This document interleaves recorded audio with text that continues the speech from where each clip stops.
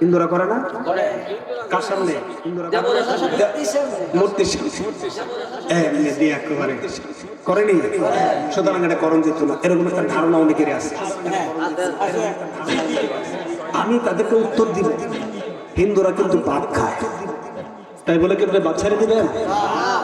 হিন্দুরা কাপড় পরে, কাপড় পরা ছাড়িয়ে দিবেন? হিন্দুরা বিয়া শাদী করে, বিয়া শাদী ছাড়িয়ে দিবেন? হিন্দুরা এই শ্বাসটা যে বাতাসটা নিতেছে আনতেছে, বাতাস নেওয়া বন্ধ করে দিবেন? হিন্দুরা এই বাংলাদেশে বসবাস করে, বসবাস ছাড়ে দাও দেব? তার মানে হিন্দুরা করলেই করণ দিত না এমন না, সবকিছু না। যেমন হিন্দুরা মূর্তি পূজা করে, এটা করণ যেত না। আরো কিছু কথা আছে এটি করণ যেত না, কিন্তু সব করা যাবে না এমনটা না। হিন্দুরা বিয়া শাদী করে, কিন্তু হিন্দুরা সিস্টেমে বিয়া শাদী আমরা করণ যেত না। আমরা বিয়া শাদী করতে পারবো, কিন্তু ইসলামী বিধান অনুযায়ী, মুহাম্মদী শরা অনুযায়ী, ঠিক না? আচ্ছা, এখন আসেন এটা কেন করে, ঠিক আছে না? কেন করে বাজার? এটা একটা আদব, এটা একটা তাজিম, সম্মান। তো সম্মান তাজিম কোরআনে আছে কি নাই? নবীজিকে তাজিম করার ক্ষেত্রে কোরআনের আয়াত আছে কি নাই? একটা না, পুরা কোরআন শরীফ নবীজির তাজিম করার জন্য আল্লাহ হুকুম করতেছেন বারবার বারবার। আহা, আমি কইতেছি একটু আমার সময় দেন না, ওনার কথাটা আমি কইতেছি, মামার কথাটা। বাজার, আমরা দুনিয়ার অপরাধের কারণে, দুনিয়ার অপরাধের কারণে দুনিয়ার মানুষের সামনে কাঠ গড়ায় কেমনে দাঁড়ায়? দেখাইতে হবে, মুরব্বীরা যারা আছেন দেখাইতে হবে। এমনি দাঁড়াতে হয়, এমনি এমনি বসে না তো, কেমনে দাঁড়ায় এমনি করে, এমনি হাতটা সামনে দেখো তুললে তো এমনি খাবি। যদি না খারাইছে আপনি জামিন নামঞ্জুর, ঠিক না? কমিটা আসলে বেয়াদব, আসলে অপরাধী।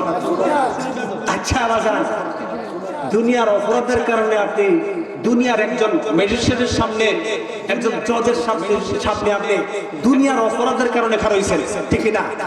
বাজার, নবীজি যা নিয়ে আসছে আল্লাহ কোরআনে কয়, মা তাকুমুর রাসূল ফাখুযুহু ওয়া মা নাহাকুম আনহু ফান্তাহু। আমার রাসূল যা নিয়ে এসেছে তা ধরো, যা নিষেধ করেছেন তা ছাড়ো।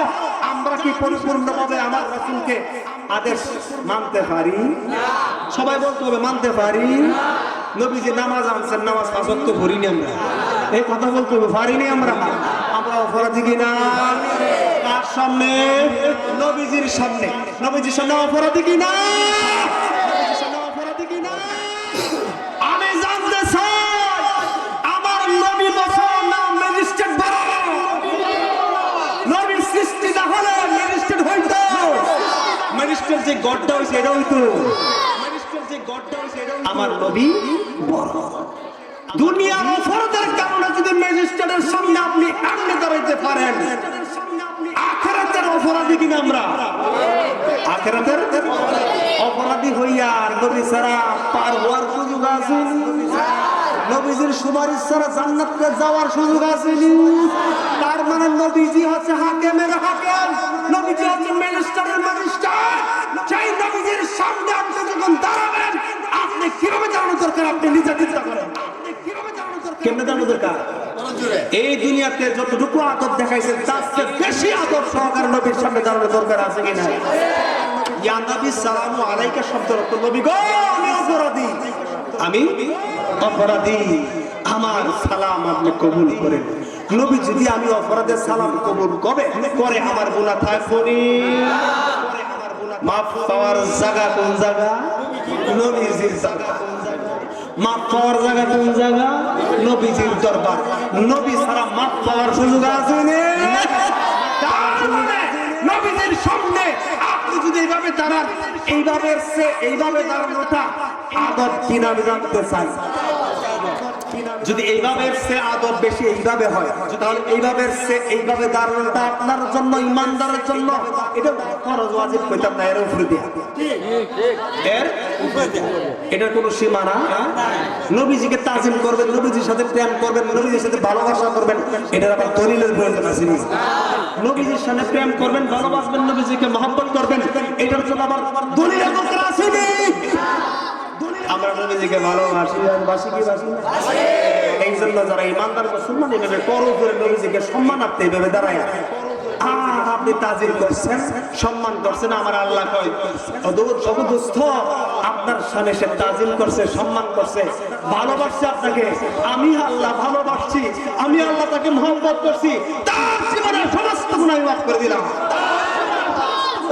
বেশি কিছু লাগে গুনাহ মাফ করার জন্য? লাগে না। আল্লাহ যেন আমরা সকলকে বাইরে ভিতরে জাহের বাতের সকলকে বোঝার তৌফিক দান করে। সবাই বলেন আমিন। এই মাহফিলটা আগামী বছর দরকার আছে কি নেই? বাজান ব্যবহার দরকার আছে। কিভাবে? আপনারা সবাই সহযোগিতা করবেন। মামা জান কিল্লা বলে গেছে, একটু জোরে সরে বলেন আল্লাহুম্মা সাল্লি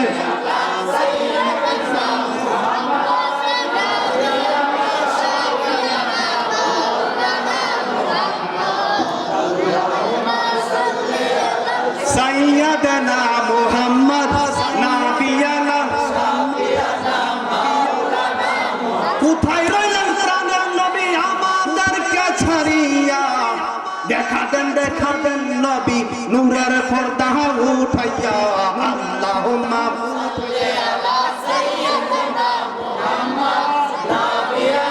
শাফিয়ানা মাওলানা আল্লাহুম্মা আমিন।